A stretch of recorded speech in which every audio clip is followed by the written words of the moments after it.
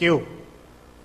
The good news is that we have precisely 30 minutes before the tea break, and therefore we'll be very sharp and concise about this particular discussion. There are so many people issues. In fact, retail is probably only about people issues.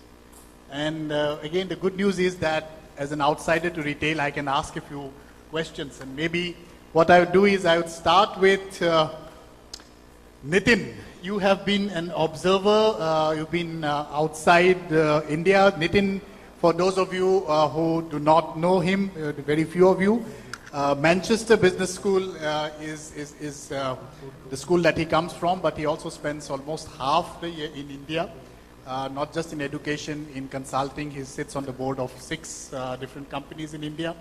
So from your perspective, you have been doing a lot of research in this industry.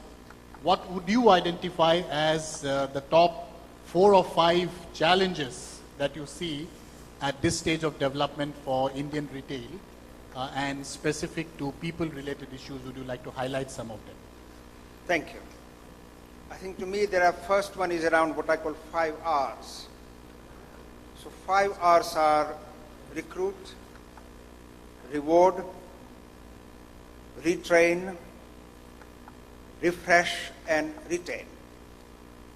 I think those 5 R are critical issues that organizations are spending a lot of time on, energy, and resources on. Second issue is around the skill set and knowledge base. And I'm now talking about the functional skills, whether it's buying, merchandising, category management, etc. We do have it, but we need to raise the bar and we need to make it to a global standard. Knowledge, again, we do have it, but again, we need to raise the bar and we need to really look at developing a whole knowledge base, what I call integrative capabilities, taking a more holistic view of the business, not just for today, but tomorrow as well, and that's an issue. We need to think about it. I think third is around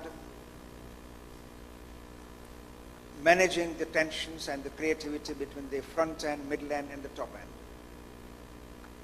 And that, I think, needs to be thought through carefully, how we manage the whole this creative tension at all 3 levels going forward. Really need to think about it. We have done wonderful research here in India and UK on 3,000 employees and managers, and come back with some remarkable findings that employee engagement is very critical for success in retail business. And I think that, again, needs to be thought through carefully. And the last one is around family businesses, managing it, growing it, succession planning, what I call handing over the baton. So to me, these are the fundamental issues that we face in retail. Thanks, Nitin, and that's a very good overall global perspective. There are significant challenges in retail from what I understood after interacting with leaders in retail. In India, for example, real estate, the cost of power, regulations, these are all big challenges. Retail, unlike some other industries like IT, for example, probably do not have sponsors in government and other places of the kind that one would expect. But one of the key challenges, and this is where I'm going to throw the ball to Aditya. Aditya is president staffing of Randstad, and Randstad has at any point in time 60,000 plus people across different industries. Of half of them probably would be in retail. And a big gap that people keep talking about is the skills gap. And to me, it's a bit of a dichotomy, because you know that there is a gap, but are you actually willing to pay to bridge that gap? And Randstad supplies a lot of people. So what's been your experience of your customers, the big retail companies? To what extent are they really trying to put their money where their mouth is? And are they willing to pay for the kind of skilling, etc., which is required, knowing that many of these people are not going to stay with them? So would you like to shed some light on that? I think it's a great point. The gap in the skills, knowledge of the people. In my mind, it's not unique to India. Maybe it's acute in India, but it's a global phenomenon. Randstad operates out of 40 countries in the world, and I hear from my counterparts in different parts of the world that customers face this challenge across the board. So what we do is, in our attempt to sort of help our customers get the right people at the right time and to make them available where the customer is. I think 3-4 things that we do, and we see this as a best practice being followed by some of our customers globally, right here in India as well. I think many times, depending upon what category the customer is operating in, and depending upon what city, what situation the particular store is in, the challenges vary. So many times it's about defining the job right and what kind of skills that I am looking for in this particular person. For example, in the same category, let me take the example of, let's say, mobile phones. There are salespeople who are selling mobile phones of company A, company B, company C. But the skill sets required for selling the mobile phone of company A could be contextually different from the skills required for selling the mobile phone being manufactured by the company C. So it's about the ability of the employer, in this case maybe Randstad or Randstad's client, to define what's is unique about this particular job and what's unique to this context. Can I make the match based on this context? I think that's the first challenge that many companies try to deal with, and those who have got it right, possibly they sort of do it right. Of course, this industry faces tremendous amount of attrition. So if you have so much of attrition, then because of the kind of socio-economic situation that our country is passing through, that our society is witnessing, so some of the challenges cannot be wished away. Someone who's offering the next door, who's offering a 500 rupees more or 1,000 rupees more in a monthly salary, for the salesman, for the junior most person, it's a substantial amount of money. So this brings the second challenge about how do you engage with this person.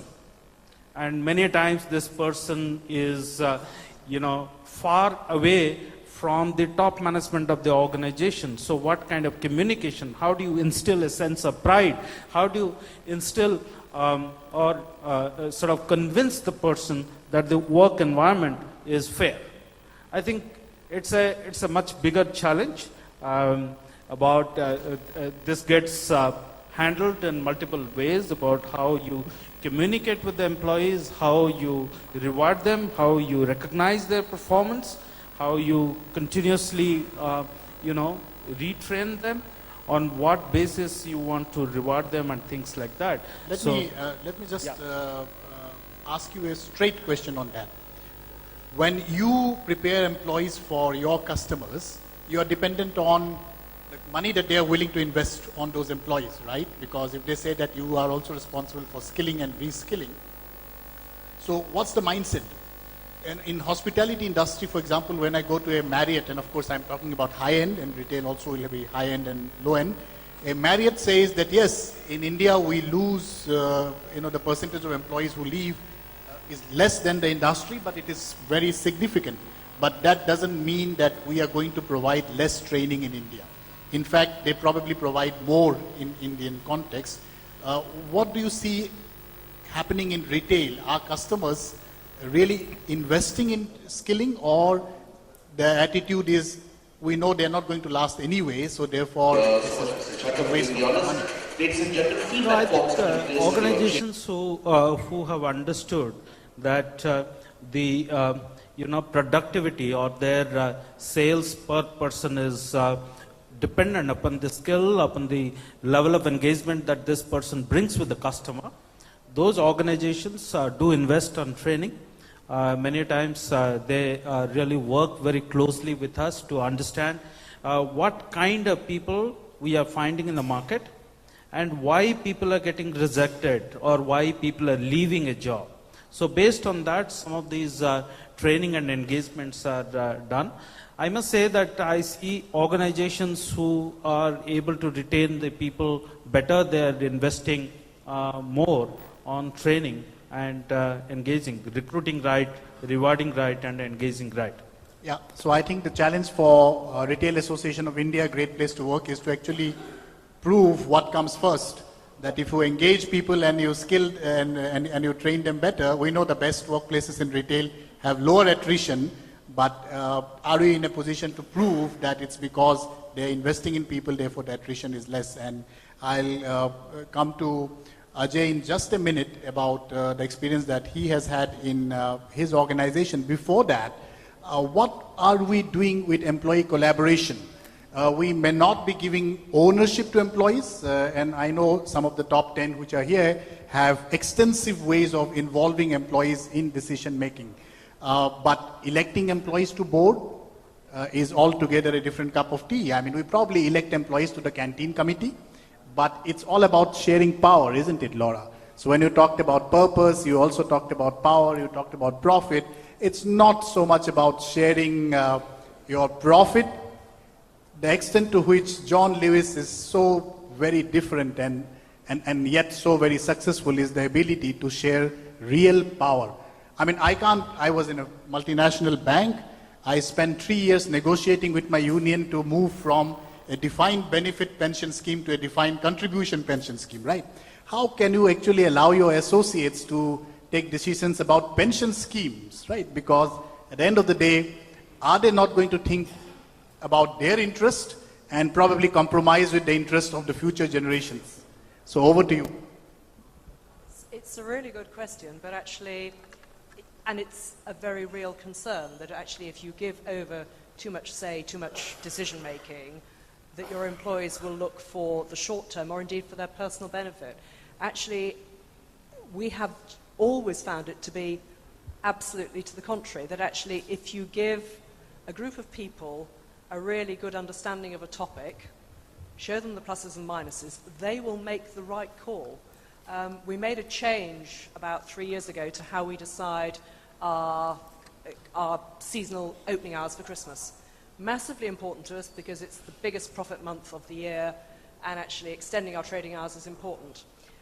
It used to be that the managing director would go to the council with, here's my proposal, and the council would say yes or no. 3 years ago we changed it to the council work for themselves to make the proposal. So a group of partners decide what the best opening hours are for Christmas in our shops. And actually what we found was the partners came up and said we should be opening more hours than the managing director would ever have dared to ask for, because they could very simply see the profit numbers for December. They knew there was a share in the profit for them, so they said, let's do the right thing.